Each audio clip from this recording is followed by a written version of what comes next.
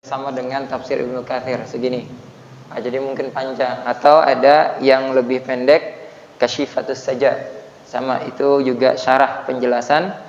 Ya, kalau Subus Alam itu adalah penjelasan atau syarah kitab dari Bulughul Maram. Ya, jadi kitab-kitab fikih salah satunya yang banyak menjadi rujukan yaitu ya kalau di level sekolah dasar MI itu memakai Safinah. Ya, makanya kalau misalnya dulu nyai atau kiai kita memesankan atau menegur seseorang, beliau ini misalnya ada dai-dai muda, sudah berani berdakwah atau menjadi imam, sudah tamat Safinah belum? Nah, gitu.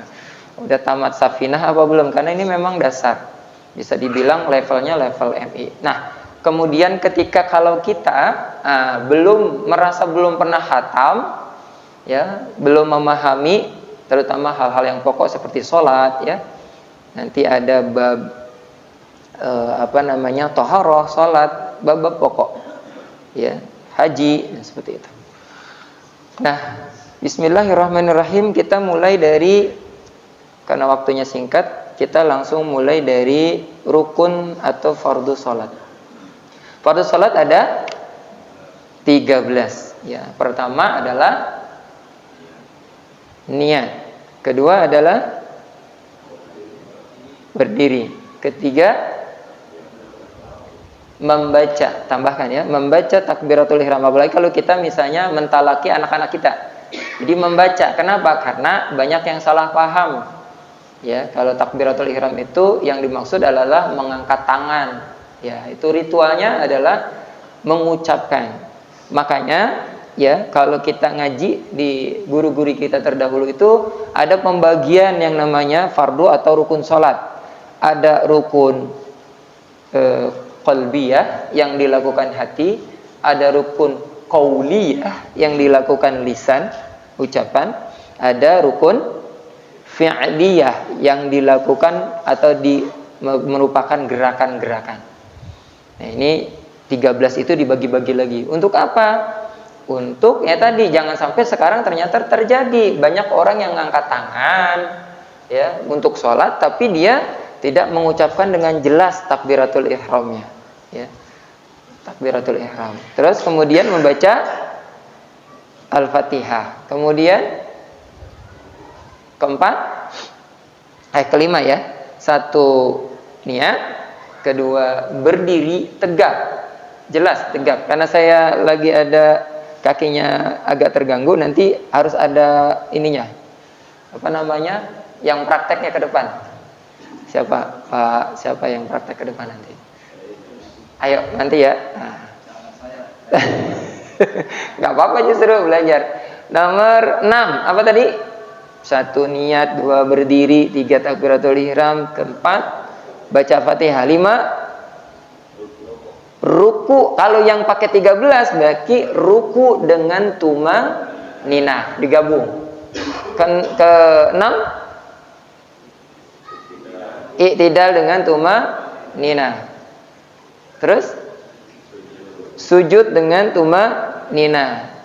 Ke 8 duduk di antara 2 sujud. Ke 9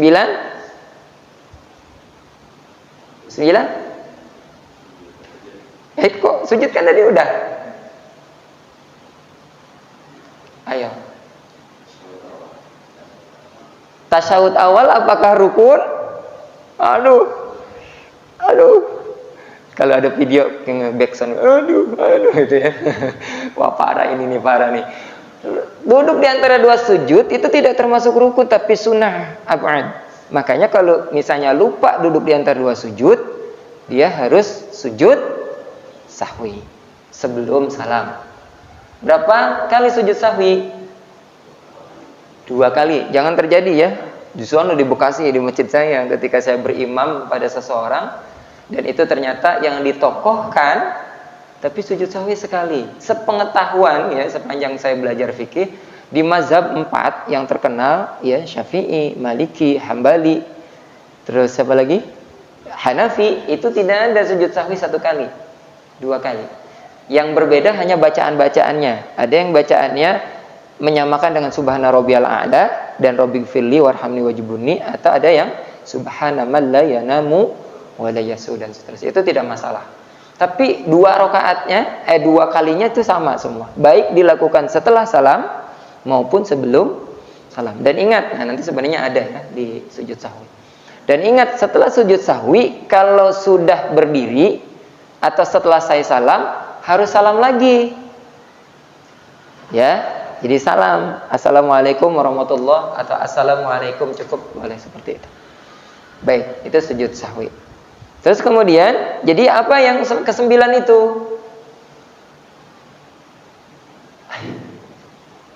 Ayo Pak Syal.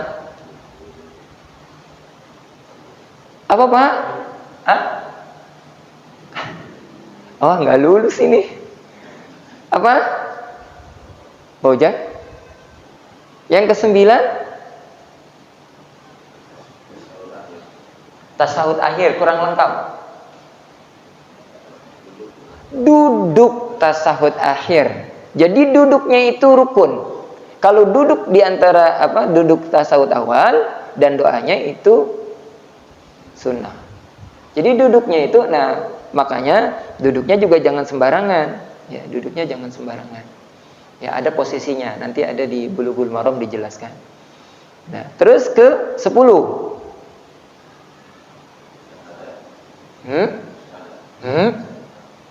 Syahadat itu ada di dalam apa? Doa tahiyat akhir. Bener wae, meminta diulang beneran ini mah. Enggak, jangan remehkan teori. Karena misalnya nanti kalau dalam kondisi darurat, jadi imam tarawih, terus nanti ada berapa versi doa tahiyat, minimal dalam mazhab Syafi'i itu yang pakai riwayat Sayyidatina Aisyah. Ya, at-tahiyatul lillah, nggak pakai mubarok. Jadi kalau ada imam yang cepat itu berarti dia pakai riwayat Aisyah. Itu gunanya, makanya kita jangan, kalau dulu diajarkan oleh kiai atau guru-guru kita satu doang, satu versi, itu karena untuk awal. Selanjutnya pelajari lagi, kadang-kadang kita udahlah cukup dengan ini saja gitu. Banyak sekali manfaatnya, selain nanti kita gunakan sendiri untuk memahami kenapa orang lain begitu, kenapa misalnya kita di NU, kenapa di Muhammadiyah begini, kenapa saudara kita lain yang di kelompok ini begini. Jadi nggak jadi ribut kalau misalnya melihat perbedaan. Itu gunanya hasanah keilmuan. Gitu. Nanti ada paling tidak sedikitnya 5 riwayat yang mengajarkan doa tasyahud. Kita di mazhab Syafi'i itu pakai riwayat siapa, Pak? Pakai riwayat siapa? Yang paling lengkap itu riwayat siapa? Yang pakai mubarokah itu cuma riwayatnya siapa? Ibnu sepupunya Nabi siapa? Pamannya Nabi siapa? Yang Islam selain Hamzah. Abu Sufyan? Bukan. Abu Sufyan malah akhir-akhir. Tetangga dan teman. Siapa, Pak? Dialah yang pernah dipanggil oleh para sahabat kala itu Rasulullah meninggal, minta doanya supaya minta hujan. Siapa? Dari Abbas.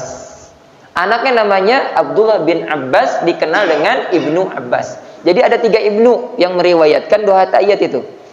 Ibnu Abbas, Ibnu Umar, dan Ibnu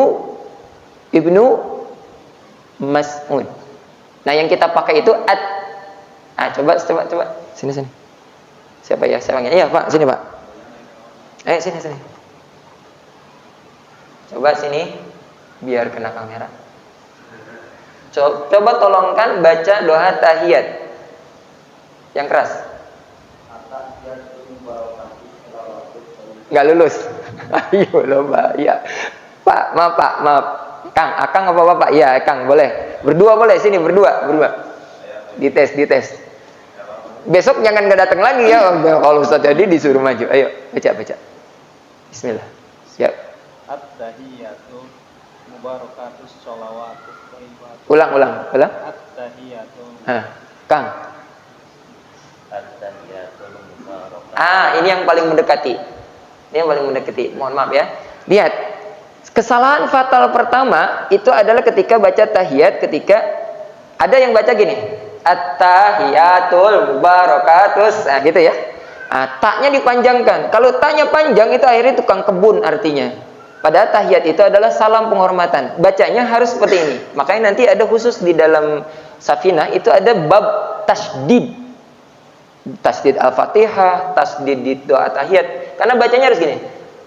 At-tahiyatul, at-tahiyatul, bukan at-tahiyatul mubarak atau at-tahiyat. Enggak boleh dipendekkan. Karena kalau pendek atau panjang, ayunannya berbeda, artinya berbeda. Jadi 40, 30, 35 tahun kita baca tahiyatnya salah. Itu kenapa ada orang yang ditegur Nabi, kamu belum sholat, lam tusalli. Ya. Coba 1, 2, 3. At-tahiyya, hi-nya itu ditekan. At-tahiyyatul. Coba 1, 2, 3. At-tahiyyatul. Nah, nanti pas dilatih begini lancar.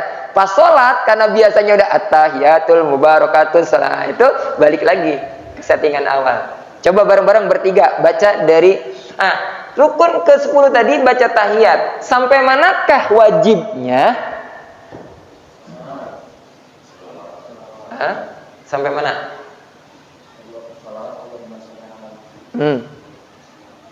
Tahiyat awal apa? Tahiyat akhir.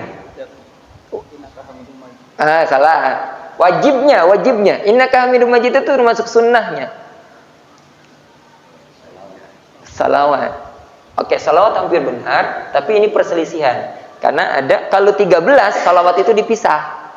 Jadi yang ke-10 adalah sampai asyhadu an la ilaha illallah wa asyhadu anna Muhammadar Rasulullah. Dan riwayat Ibnu Abbas ini yang pakai Muhammadar Rasulullah. Riwayat 4 lain itu pakainya wa asyhadu anna Muhammadan abduhu wa rasuluh, kayak doa wudu. Kita harus tahu. Jadi, itu salah tuh atau ini yang paling benar, enggak. Semua ada riwayatnya. Ya, coba baca sampai syahadat. 1, 2, 3.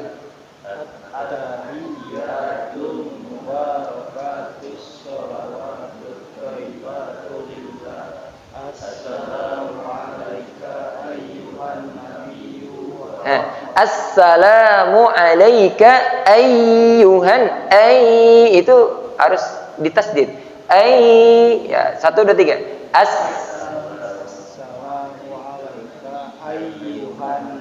Ayyuhan nabiyyu. Jadi pas di nunnya itu harus guna.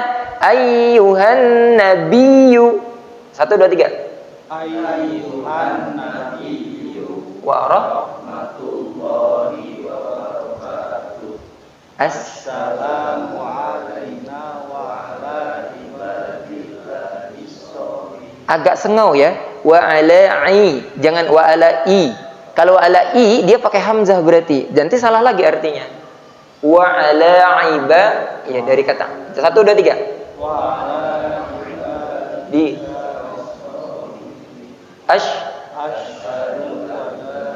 asyhadunya jangan asyhadu, enggak boleh.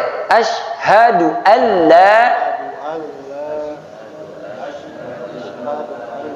ilaha wa asyhadu anna Muhammadar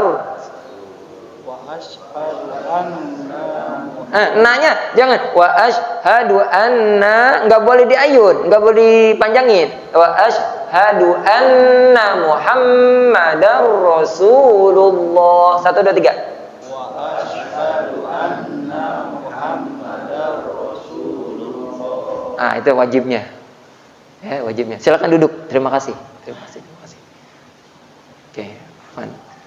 Jadi, Pak, yang tadi kadang-kadang suka ada yang baca at-tahi atau at-tahiyatul mubarakatuh. Mubarakatuh itu harus tus. Tus itu harus digituin. Karena tusnya itu harus ditasdid. Karena nanti kalau enggak ada tasdid seolah-olah dia jadi isimnya jadi berubah, harusnya dari ma'rifat jadi seolah-olah jadi kacau, artinya kacau lah. Dimulai dari fikih yang kacau nanti pikirannya kacau. Dari pikiran yang kacau, kehusuannya kacau.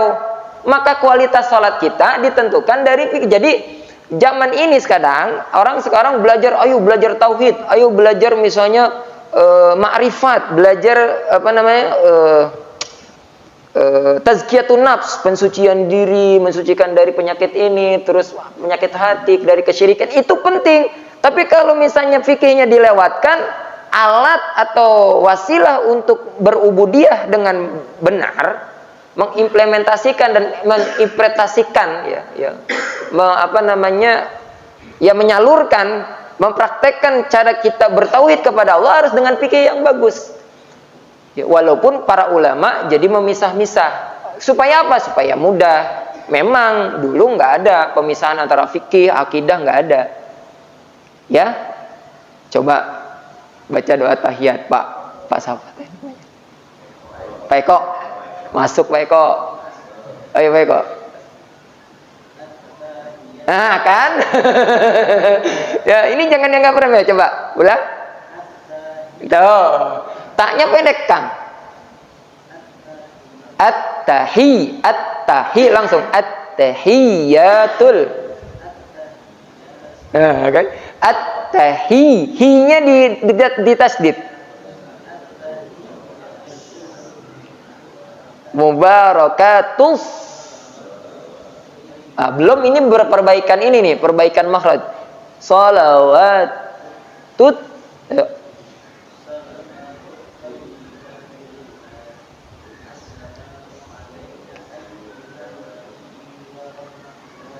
Warahmatullahi. Wah, nyambung Isa ini. Habis ini satu-satu pulangnya. Siapa yang udah ujian baru pulang. Ya, terus wa ala ya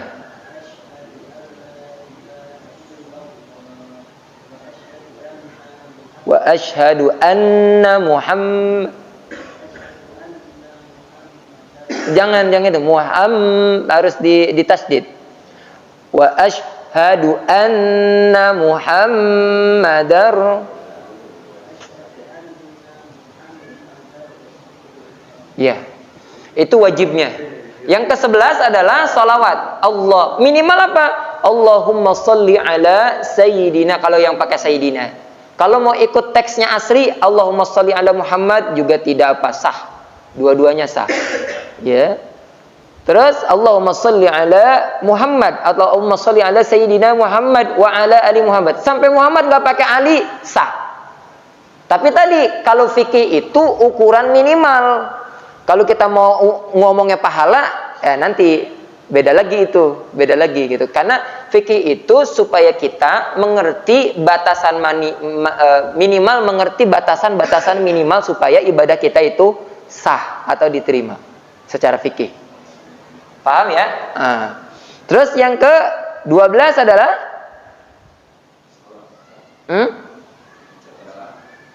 ucapkan salam.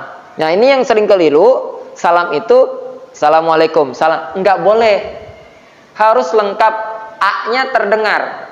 Nah, assalamualaikum, lebih baik assalamualaikum doang, enggak lengkap sampai wabarakatuh atau warahmatullah, tapi a-nya kedengeran. Jadi kalau kita sholat assalamualaikum, jadi assalamualaikum warahmatullah, paling singkat assalamualaikum, sudah sah. Tapi kalau misalnya a-nya nggak kedengaran, nah maka yang tadi itu kalau kita mundur lagi, yang terakhir apa? Tertib ya, tertib. Nah, kalau kita bicara ada rukun qauliyah yang sering dilanggar. Tadi pertama apa? Bukan niat. Pertama apa? Mengucapkan takbiratul ihram. Kedua Al-Fatihah itu kalau kita sholat sir atau sholat sendiri harus dibaca. Nggak bisa Al-Fatihah Allahu Akbar. Kita sendiri nggak tahu. Atau nggak ada geremengan, harus minimal geremengan lah. Geremengan, tahu geremeng? Ya, bergumam ya. Bismillahirrahmanirrahim. Tapi nggak usah. Bismillahirrahmanirrahim. Alhamdulillahirobbilalamin. Saya pernah ketemu beberapa orang seperti itu. Dulu pas sholat di samping masjid rumah sakit itu, ketika saya masih di situ, ada orangnya, ya ada ya. Kalau ada temen yang gitu ditegur, mas, nggak usah juga. Emang dalam mazhab Syafi'i itu sebaiknya didengar oleh telinga sendiri. Nanti ada syarat-syaratnya. Tapi nggak juga Bismillah. Allahu samad. Itu mengganggu, nggak boleh. Ya, nggak boleh. Itu bisa sampai makruh bahkan haram. Kenapa? Karena mengganggu yang lain. Nggak usah. Itu cukup ya. Misalnya, Alhamdulillah. Ar-Rahmanir-Rahim. Maliki yaumiddin. Iyyaka na'budu. Itu seperti itu, sah. Terus nanti perbedaan pendapat sudah selesai lah, kita paham. Mau yang dengerin, kalau yang jahar mau dengerin imam, mau ngulangin setelah imam amin, mau barengin imam, itu semuanya ada keterangan-keterangan dan penjelasan ulama. Kita nggak ke situ dulu. Yang penting nanti keabsahannya. Kalau perselisihan yang furu'iyah itu kita sudah mafhum lah, sudah selesai, nggak ada perdebatan. Kalau ada diskusi-diskusi untuk meyakinkan boleh nanti setelah ta'lim. Nah, oleh karena pentingnya hal-hal tersebut, yang pertama di sini ada pembahasan tentang khusus tentang yang pertama rukun. Kalau niat nggak diperselisihkan juga lagi. I'tiqadi fil qalb. Kalau udah i'tikad dalam hati, maka niat itu sudah termasuk. Kalau mau dikuatkan dengan usolli, maka itu sifatnya ijtihadiyah. Ijtihad artinya perumusan para ulama untuk menguatkan. Nah, saya kira tidak lagi berkutat di situ. Sudah selesai bahwa mau yang dalam hati sah, berimam kan, wah dia nggak usolli, sah. Ya, atau yang sebaliknya, oh imamnya pakai usolli, sah. Ya, tidak lagi, karena di level kita yang atas pun tetap ada diskusi, bukan berdebat ya, tetap berdiskusi. Kalau kita mau panjang berdiskusi, nggak selesai. Sholatnya nggak nambah-nambah, tahajudnya nggak dikerjain, ayo aja debat soal usolli. Nah, itu nggak bagus. Ya, yang kedua, makanya ada pasal tentang bentar ya. Sebenarnya ini kita banyak melompat di beberapa, termasuk bab thaharah. Ya, bab thaharah. Nanti kita belajar lagi macam-macam air walaupun sekilas ya. Air yang musta'mal. Musta'mal itu apa, Pak? Apa air yang musta'mal? Hah? Suci, tidak mensucikan. Ya. Air kelapa? Mana batasan air yang tidak bisa dipakai lagi tapi air itu air suci? Hah? Bekas wudu. Kalaupun ceratan? Pak Edi nih lagi mandi wajib, tinggal seember-embernya, atau wudu tinggal seember-embernya diciduk. Atau ketika membasuh tangan atau muka, celup, setetes dua tetes jatuh. Apakah air itu musta'mal? Berdasarkan yang pernah diajarkan, apakah itu musta'mal? Musta'mal. Nah, jadi dikoreksi ya. Kalau hanya terpercik itu tidak musta'mal, karena hukum asal badan dan jasad manusia adalah suci. Yang musta'mal kalau ngorocok. Misalnya kita di padasan atau di keran, air itu jatuh semua dari bekas kita wudu, maka itu tidak bisa lagi dipakai bersuci. Tapi kalau diciduk, terus habis udah kita ngusap, dibersihkan, ciduk lagi pakai air atau gayung, nggak masalah. Makanya kalau ada ember, Bapak mau mandi wajib, seember itu cukup, segalon itu cukup. Jadi karena hukum mandi atau wudu itu adalah meratakan air, bukan ngebanjur air. Ingat, bukan ngebanjur tapi meratakan. Jadi kalaupun cuma misalnya maaf ada 1,5 liter aqua yang gede, Bapak mandi wajib, Bapak bolongin pakai paku atau dikelucurin sama istri. Oh, romantis banget. Ya, romantis betul, sunnah loh, Pak. Ini jangan wah. Ya, Pak Edi ketawa. Ya, ini jangan sampai suami istri nggak boleh nih pantang nih, kata Kiai dan guru saya, pantang. Apa sih ganjen banget kayak ABG. Nah, macam kata-kata semacam itu harus dihindari, dan itu munculnya pertama kali perpecahan, bahkan maaf perselingkuhan. Apa sih bu, unit banget kayak ABG, itu nggak boleh. Jadi justru harus terus melestarikan kemesraan dan hubungan baik dengan istri atau suami dengan pasangan, termasuk diantaranya perebutan gayung ya Nabi itu. Makanya kita juga sebagai suami ya bersolek lah, maksudnya beli pembersih wajah, emang udah wajahnya penuh spater bekas elasan gitu ya kan. Bau rokok, jigongnya kagak pernah segosok gigi, kumisnya kemana-mana, bekas mie pada nyangkut gitu kan, berdandan lah. Hah? Iya, bekas makan itu, bekas sambel apa, makan sambel makan masih belepetan gitu ya. Nah itu harus dijaga juga. Nanti kalau sudah terjadi sesuatu baru kita ya naudzubillah min dzalik ya, jangan sampai kita menyesal seperti itu. Karena itu adab-adab seperti itu ada nanti. Jadi sebenarnya bahasan-bahasan seperti itu ada dalam kajian-kajian para ulama. Ada, maaf ya saya lagi nyari.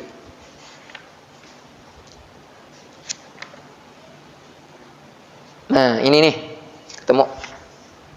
Ada bab syurutu takbiratil ihrami sittata asyar. Sittata asyar berapa? 16. Jadi syarat sahnya takbiratul ihram itu ada 16. Antaqu ahalatal qiyami fil fardhi. Ya. Dia sudah berdiri ketika dia di sini dalam hal atau halnya dalam salat yang wajib. Artinya ketika dia wajib bagi dia berdiri secara sempurna. Maka siapa gantian? Ya, siapa gantian? Pak Eko lah, Pak Eko, Pak Ujang, Pak Eko boleh lah. Saya coba. Ini kaki saya lagi kurang. Berdiri. Berdirinya itu harus tegak.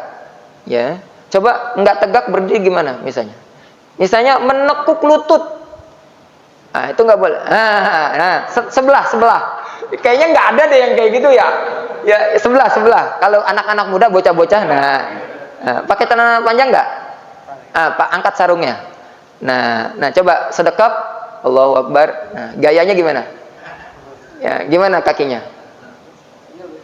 Nekuk satu. Nah, itu nggak boleh. Ya, nggak boleh. Termasuk maaf ya. Ya, Bismillah. Ya, termasuk maaf itu dimakruhkan atau tidak sempurnanya karena dia harus kiaman. Kiaman itu seperti tentara berdiri. Seperti ini. Nah, kiaman.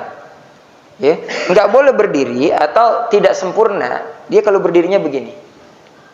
Nah, ini maaf ya. Nah, ini bengkaknya udah agak kempes. Ini begini. Ada orang sholat begini. Maaf kecuali kalau dia sedang sakit atau dia misalnya maaf ada kekurangan fisik, maaf cacat gitu ya, itu nggak masalah. Nah, itu salah satunya berdiri sempurna. Yang kedua, berdiri sempurna dimaksud itu tidak boleh misalnya Akang datang dari sana wudu, ngejar imam. Nah, ngejar imam, wudu. Coba langkah mau ruku. Jadi ketika misalnya ada orang takbiratul ihram udah begini badannya, itu berarti takbiratul ihramnya nggak sah. Apalagi misalnya sampai begini, misalnya dia datang ke Allahu Akbar, Allahu Akbarnya begini, itu nggak sah. Ya, jadi harus benar-benar ajeg. Lebih baik ketinggalan nggak apa-apa, yang penting sempurna dulu. Misalnya imamnya mau bangun, kita Allahu Akbar, nggak ngangkat tangan, karena tadi ngangkat tangannya adalah sunnah, maka Allahu Akbar langsung Allahu Akbar, seperti itu boleh. Dan nanti kalau kita bicara rukunya itu harus benar-benar lurus, tangannya lurus, megangnya lutut, ininya dibuka, kepalanya dibuka, ini nih nanti rasa ketarik. Udah berasa? Pandangannya ke depan di tempat sujud. Seperti itu. Jadi kalau misalnya kita ada orang yang sholat Allahu Akbar subhana rabbiyah. Kecuali misalnya tolong ambilkan ya tisu di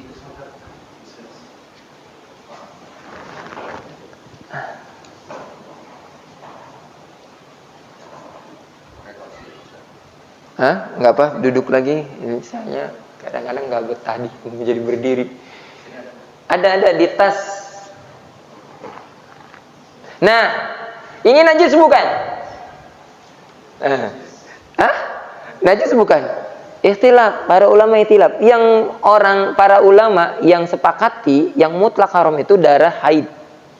Kenapa? Karena dalam mazhab Syafi'i sekalipun mengatakan bahwa berdalil bahwa Ali atau beberapa orang yang dibunuh atau dihunus pedang, itu dia tetap melanjutkan sholatnya. Itu menjadi dalil bahwa darah selain darah haid itu masih suci. Paham ya Pak ya? Jadi kalau kita terluka seperti ini, ya kalau saya tidak menafikan kalau ada yang berpendapat, tapi kalau saya itu mengambil pendapat dan kuat, itu kita tenang, maksudnya jangan ragu-ragu bahwa darah itu walaupun ada yang mengatakan najis di dalamnya, tapi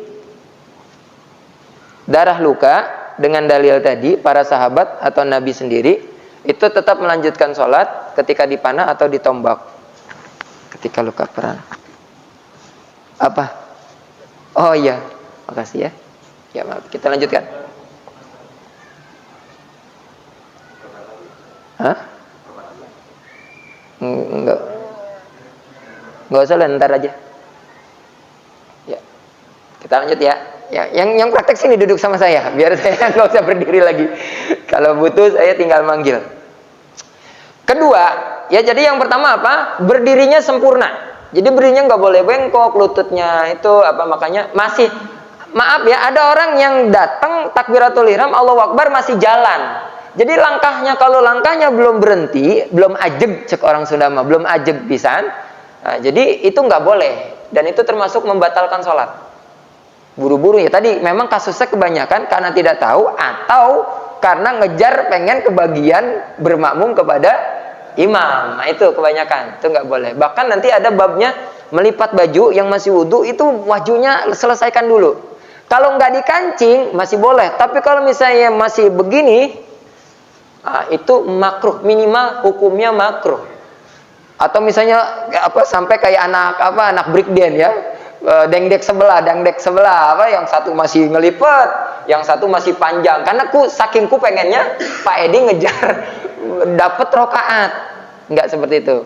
Jadi kalau udah imam ruku atau sujud kita pengen mengejar, menunggu sampai selesai bangun lagi pun itu makruh, karena disunahkan ketika kamu menemui imam maka ambillah apa yang engkau dapati bersama imam. Jadi enggak boleh, makruh. Nggak haram tapi makruh. Jadi artinya apa?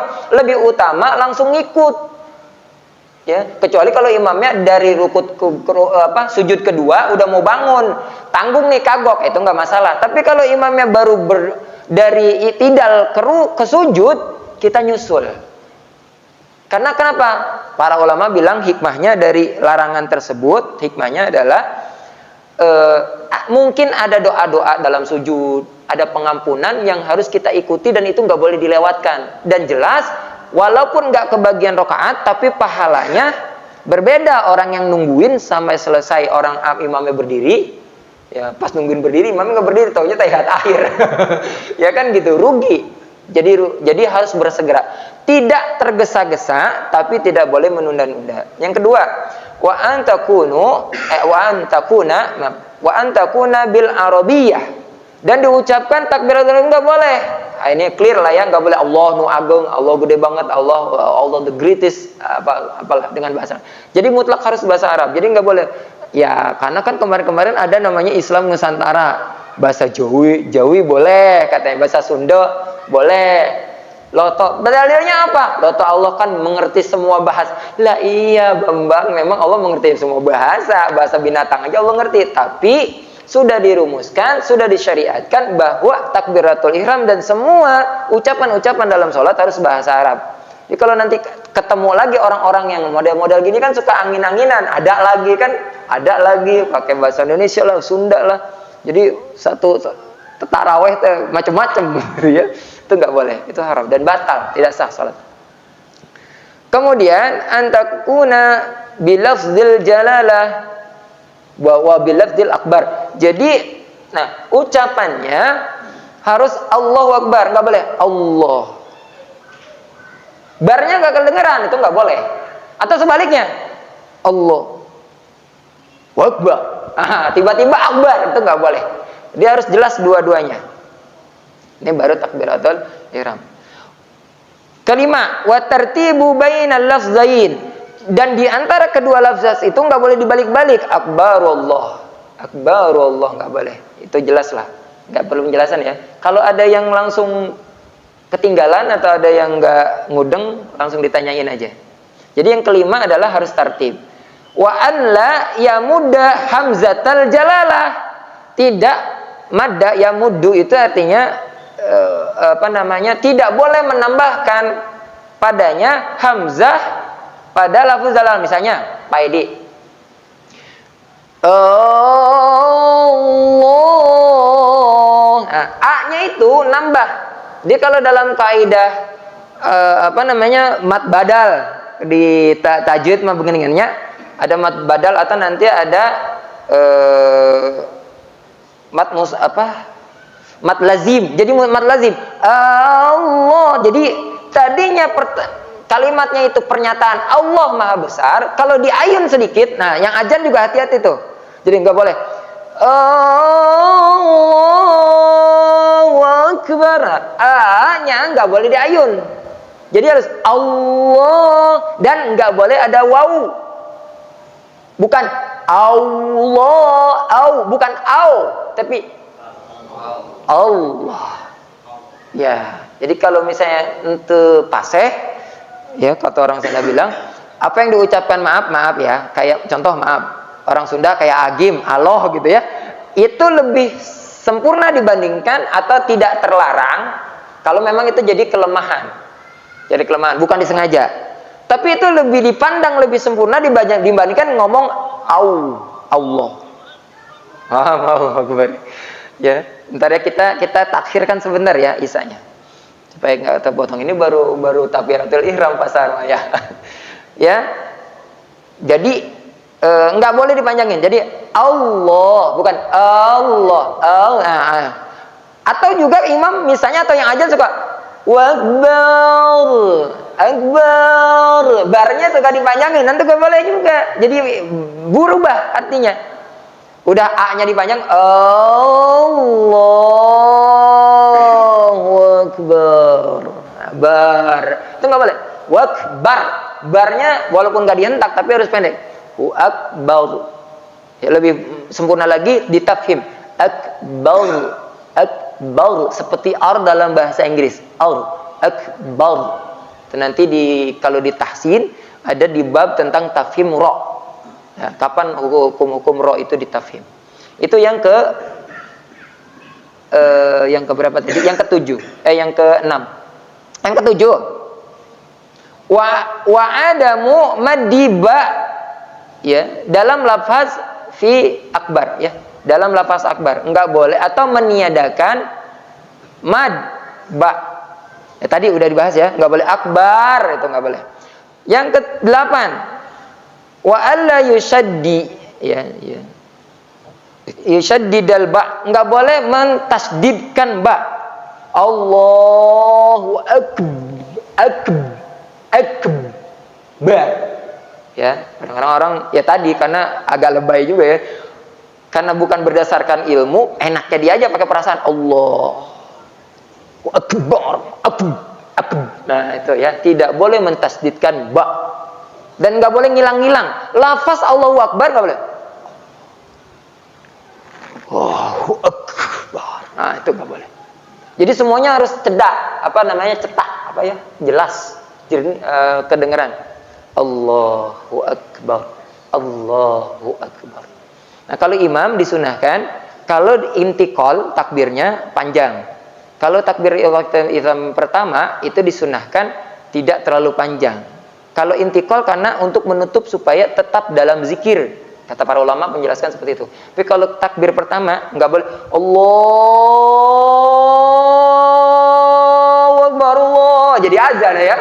Nggak boleh terlalu. Makanya kalau di Mekah ada lagi muazinnya. Kalaupun mau panjang nanti muazinnya yang mencetakkan, menjelaskan gitu, menyambungkan gitu.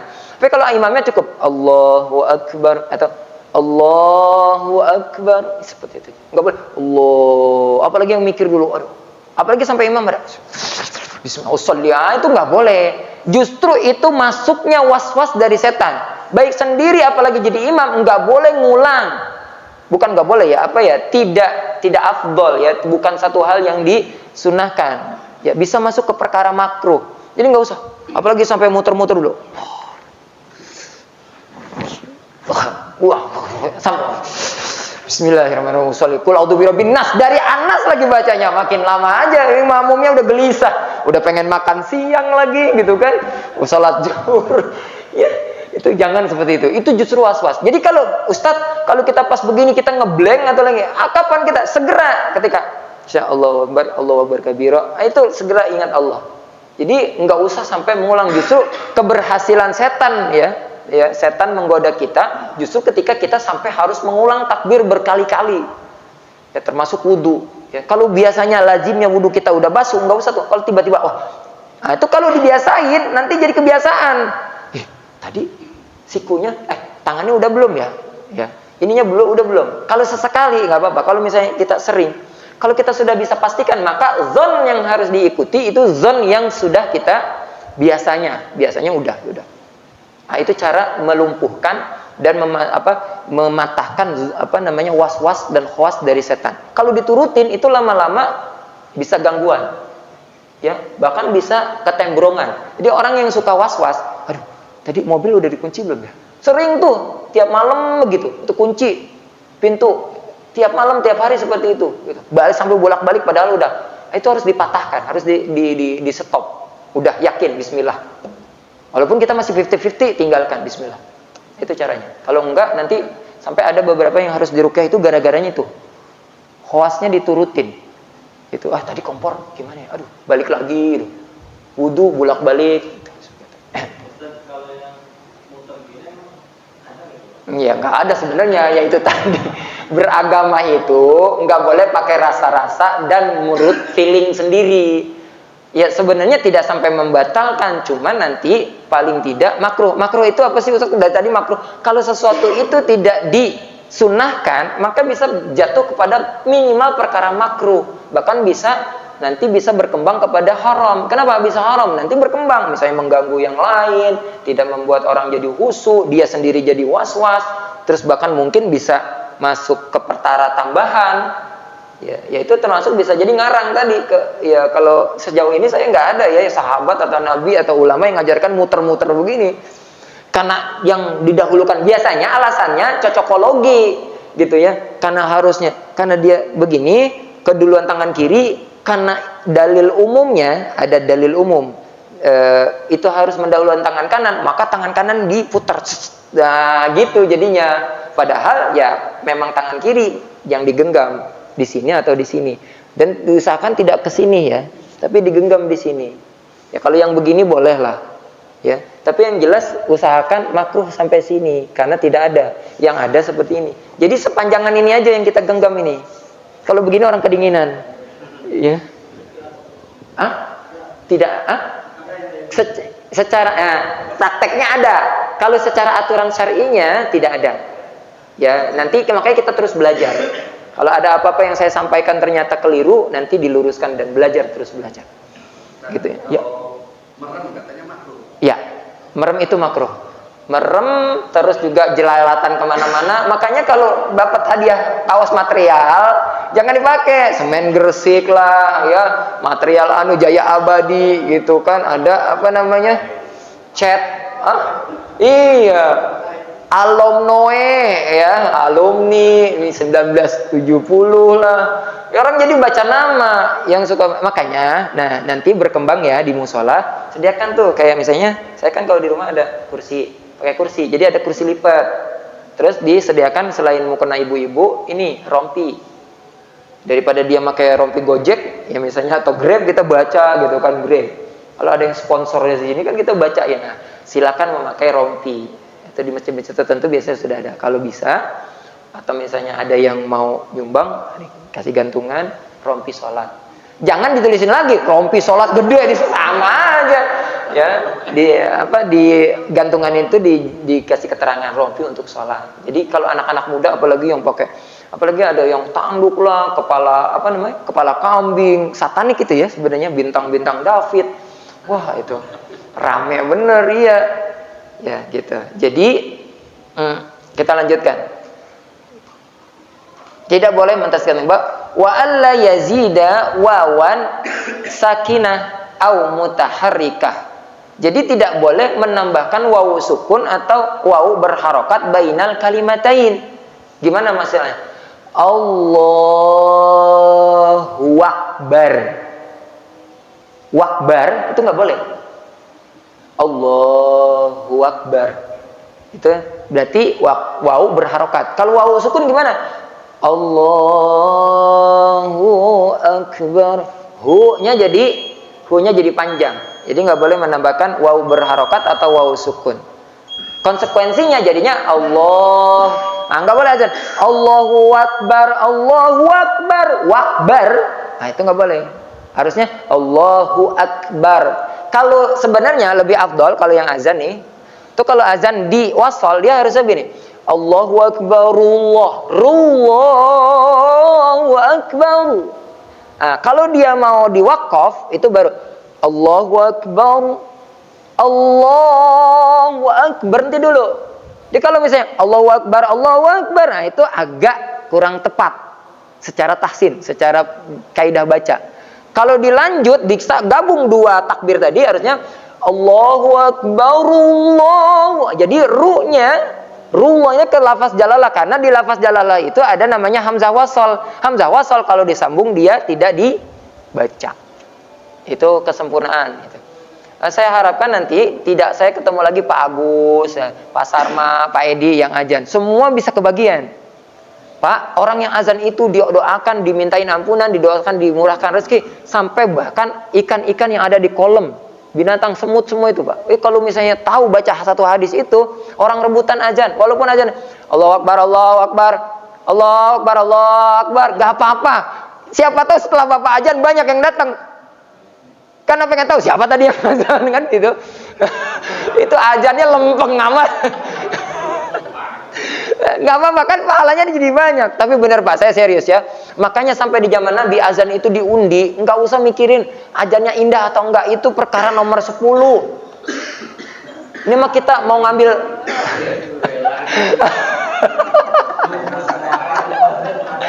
masa harus dibikin piket azan siapa? Di zaman Nabi diundi. Nunggu waktu sholat terus azan. Azan, Pak. Kalau kita mau ibaratnya rezekinya ditambah, keberkahan hidup ditambah, jangan yang susah-susah lah. Incer pahala azan sama itikaf nungguin waktu azan aja. Coba kerjakan tuh. Nggak usah yang jelimut-jelimut, yang sedekah jutaan, ngasih AC. Ya itu kalau ada bagus. Ini yang kayak gitu aja, hidupkan, makmurkan ini. Masya Allah, musal kita tabarakallah ya. Ini dari yang mulai saya keringetan, ya, betul ya kan, ngogobios, karena taraweh juga. Sekarang alhamdulillah tinggal memakmurkan, Masya Allah ya. Iya ya, kita takhir sebentar ya. Ada tadi sampai poin ke-9. Jadi tidak boleh menambahkan wawu. Wa alla yazida wawan qoblal jalalah, atau sebelum laful jalalah. Ya. Wallahu akbar. Wallahu akbar. Enggak wallah. Sama kayak orang iqomah juga Allahu akbar, Allahu asyhadu an la ilaha illallah. Jangan suka ditambahin wa asyhadu anna Muhammad. Enggak usah ditambah-tambahin. Jadi hati-hati ya, jangan suka nambah-nambahin yang memang sebenarnya enggak ada, kecuali memang ada. Oh, Ustadz, kemarin Ustadz ini baca kitab ini atau hadis ini ada, Ustadz, boleh. Sini sahabat ini yang melakukan. Boleh. Jadi kalau ada ibadah mahdoh, harap lebih hati-hati.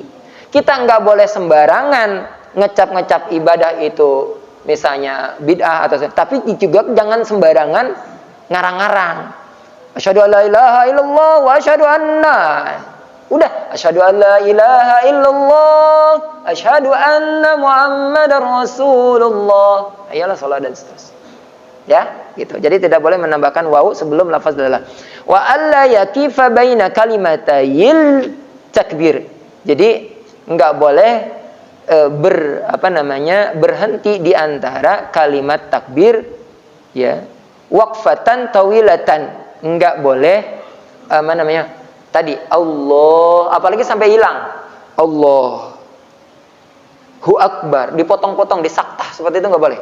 Jadi Allahu Akbar, panjang sedikit Allahu Akbar, jangan Allahu Akbar bar. Nah itu nggak boleh, bar itu nggak boleh.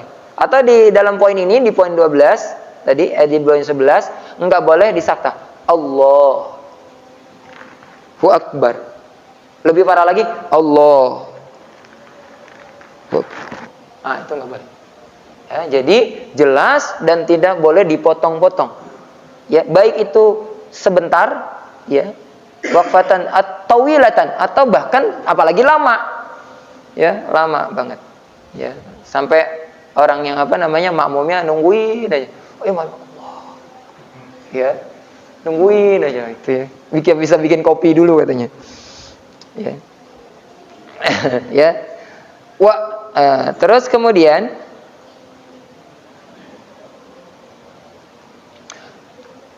wa ayyusmi'a nafsahu jami'a hurufiha. Jadi setiap hurufnya semuanya terdengar minimal nafsahu, oleh dirinya sendiri. Tadi Allahu Akbar. Allahu Akbar. Ini saya ngedenger nih. Dengeran nggak? Bapak mungkin melihatnya ngedengernya Mas Eko dengarnya cuma napas-napas aja kan? Tapi saya nggak denger. Allahu Akbar. Gitu ya. Allahu Akbar. Kayak bisikin, udah ditransfer mah. Itu Pak, jadi obat kalau istrinya manyun mah bisikin gitu aja. Ya, bisikin gitu aja. Mah udah ditransfer. Nah, itu langsung senyum si mama. Ya. Ya, mudah-mudahan ya kita berdoa ya. Yang rajin ngaji, semoga rezekinya dilancarkan. Hutang-hutangnya dimudahkan untuk lunas. Saya doakan di sini selain jadi pekerja, semuanya bisa meniru Nabi jadi pengusaha. Apalagi kemarin ya Kemarin sebenarnya tadi itu saya maunya kalau tematik saya mau ngambilnya tema tentang pertanian. Jadi ketahanan pangan. Jadi kayak saya jadi terhenyak gitu, ingat kembali ya. Kalau dulu ketika ada ayat Yasin, alladzi ja'ala lakumul astagfirullahaladzim. Alladzi ja'ala lakumul sajarol ahdari naro wa idza antum tuqidun. Yang baca Yasin belum hafal ini ya. Ketika dialah Allah yang menjadikan pohon hijau, wal alladzi ja'ala lakumul sajaril akhdari naro, ya, yang menjadikan pohon itu ternyata yang menginspirasi Bobby Bos ya. Itu kalau dulu kan kita berarti pohon itu bisa digesek-gesek terus jadi api. Sekarang ternyata kesimpulan dia dari ayat itu, semua tumbuhan hijau itu pada dasarnya bisa jadi bensin, jadi bisa bahan bakar. Masya Allah, kita ngaji udah puluhan tahun, tadaburnya belum sampai ke situ. Makanya di surat Al-Waqi'ah yang identik katanya surat pembuka rezeki yang setiap pagi disunahkan. Ya jangan debat lagi itu dalilnya ini ya, dalilnya dhaif. Itu perawinya, riwayatnya, tapi matannya tidak bertentangan. Maka para ulama bilang kalau riwayatnya didhaifkan tapi matannya hanif, bagus dan tidak bertentangan dengan dalil yang lebih, itu bisa dipraktekkan. Jadi membaca Waqi'ah itu bisa dipraktekkan, sunnah untuk membuka rezeki. Ternyata salah satunya adalah ada afara'aitumun nar allati turun antum ansya'tum syajarataha. Ketika Allah bicara, apakah kamu perhatikan bagaimana api itu dijadikan? Ya. Antum ansya'tum syajarataha. Apakah kamu yang menumbuhkan atau menjadikan pohon? Tiba-tiba sebelumnya Allah ketika bicara tentang air itu bicara awan, nyambung enggak? Nyambung dong. Awan. Ya, afara'aitumul ma'al ladzi tashrabun. Aantum anzaltumuhu minal muzni am nahnul munzilun. Ketika bicara sebelumnya tentang biji, tentang tumbuh pohon, nyambung. Tapi ketika kita baru melafalkan dan menghafal, baru kita membaca Al-Waqiah, nggak nyambung. Ternyata kalau kita nyambung, batu bara, bahkan sebagian jasa ternik buat migas. Terus kemudian sekarang disambungkan dengan surat Yasin tadi, ternyata naro itu sebagian besar usaha, bisnis atau produksinya dihasilkan dari pepohonan. Kalau kita ngajinya udah sampai tadabbur ke sana, wah, luar biasa itu. Luar biasa. Ya antum asyaddu afara'aitumun nar allati turun antum anshatum syajarataha am nahnu munsyi'un nahnu ja'alnaha tadhkiratan wa mata'al lil muqwin. Kamilah yang menjadikan pohon itu untuk kemudian menjadi sumber daya, untuk kemudian menjadi sumber penghidupan manusia, dinyalakan apinya. Jadi kalau tafsir secara makronya, sebelah luasnya, bukan cuma api ternyata. Jadi sumber energi yang terbaharukan. Dan itu udah sejak lama, tapi sejak abad 19 Kang, ternyata Kang. 1830 teknologi seperti itu atau bahkan listrik sudah ada. Tapi apa yang membuat mereka menghilang tiba-tiba? Teknologinya hilang, ilmunya hilang. Pebisnis migas. Dipotong ya bagus ya, nanti saya dicariin di YouTube. Iya Pak, ternyata ketika kita bisa di Google gitu, teknologi listrik, terus juga energi dari pohon, dari tumbuhan segala, bukan sekedar batu bara yang paling terkenal ya arang atau misalnya terus sekarang tuh, bukan seperti itu saja. Yang kedua Pak, mulai sekarang kalau ada punya waktu luang, gunakan untuk mengajarkan anak kita skill bertani. Kalau kita nggak punya lahan, mulailah hidroponik, karena nanti yang tidak bisa ditukar, pekerjaan yang tidak bisa ditukar, terus ketahanan yang tidak bisa diancam dengan uang, itu dari bidang pertanian. Apalagi Bapak misalnya punya kebun-kebun kecil buat sayur mayur, cabai segala macam, bawang, atau misalnya apotek hidup, terus kemudian ada ayam petelur, paujang misalnya, bikin satu aja. Ketika nanti ada guncangan ekonomi dan ada ketahanan pangan, anak kita, keturunan kita, atau kita bahkan, itu tidak guncang. Itu sudah di mana? Dipesankan dalam surat Al-Fat. Ada yang hafal? Surat Al-Fat ayat 9 terakhir. Yu'jibuz zurra'a liyaghiza bihimul kuffar. Jadi menanam itu selain jadi ketahanan pangan, menjadi penyejuk hati dan pandangan orang-orang yang menanamnya. Jadi sebelum healing keluar, orang-orang yang biasanya bercocok tanam, menanam, berkebun, itu jauh lebih sehat batiniahnya. Jadi hasil ngajinya apa Pak? Itu suruh berkebun sama ustadz gitu. Ya. Jadi selain nanti kita praktek sholat, ini ada pesan-pesan saya untuk menanamkan. Jadi anak-anak kita sebagian, bahkan kita sendiri dari dulu mungkin agak alergi untuk berkebun, bertani. Apalagi yang di kampungnya punya tanah-tanah nganggur. Wah itu Pak, dari sekarang Pak, ditumbuhkan. Karena nanti ke depannya, jangan kalah sama David Beckham ya. Siapa tuh main bola? Iya, David Beckham ya. David Beckham berkebun, walaupun dia rekeningnya udah banyak Ustadz gitu ya. Dia depositonya udah besar. Bahkan beberapa investor yang sekarang di IT itu investasinya ke perkebunan. Orang Indonesia meninggalkan berkebun, meninggalkan bertani. Jadi sumber daya yang nggak pernah nanti, jadi gini, nggak punya uang masih bisa hidup, tapi kalau nggak punya kebun, habislah kita. Atau misalnya kita nggak punya ternak, habis. Itu Pak Agus. Pak Agus punya 2 ekor ayam petelur, sama ada kebun kecil-kecilan, ada pohon pepaya, apa-apa di pot-pot. Nah, kalau yang udah misalnya ada rezeki sedikit bulan Desember, coba ngedak aja, nanam cabai di atas. Jadi daknya bukan buat kamar, buat berkebun. Nah, coba pertimbangan seperti itu. Yang terakhir ini tadi kita lanjutkan.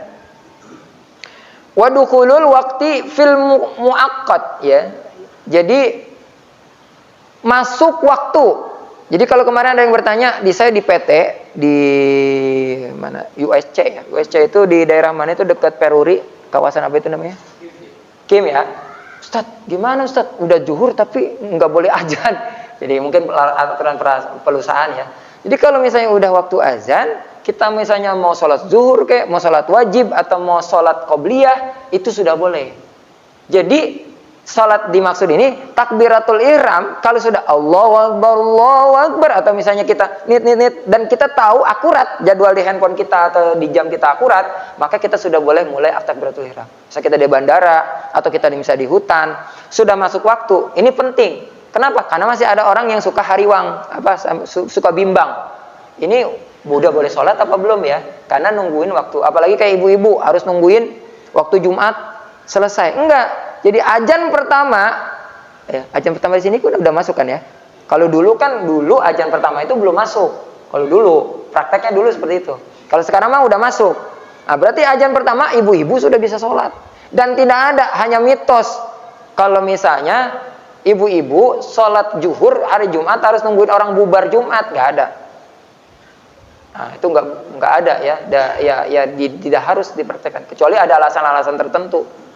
Misalnya, takut nanti suaminya dikunciin, nggak bisa membuka kunci, ya itu menunggu, itu beda lagi. Tapi secara syar'i tidak ada aturan yang khusus mengatur bahwa ibu-ibu kalau Jumat sholat zuhurnya nungguin orang bubar sholat Jumat.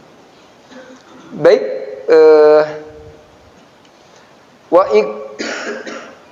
Wa iqa'uha halal istiqbal. Ini menghadap kiblat. Wa alla yukhilla biharfin min hurufiha. Tidak merubah dari satu huruf. Ini nanti hubungannya harus belajar tajwid. Tajwid. Bukan akbar tapi akbar. Akbar. Ada hamasnya sedikit. Tapi tidak terlalu kuat. Enggak usah terlalu lebay itu. Sama kayak orang baca tabat, tidak tabat ya. Tabat.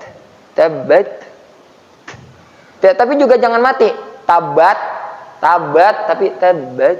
Nah, nanti pelan-pelan di ilmu tahsinnya di itu.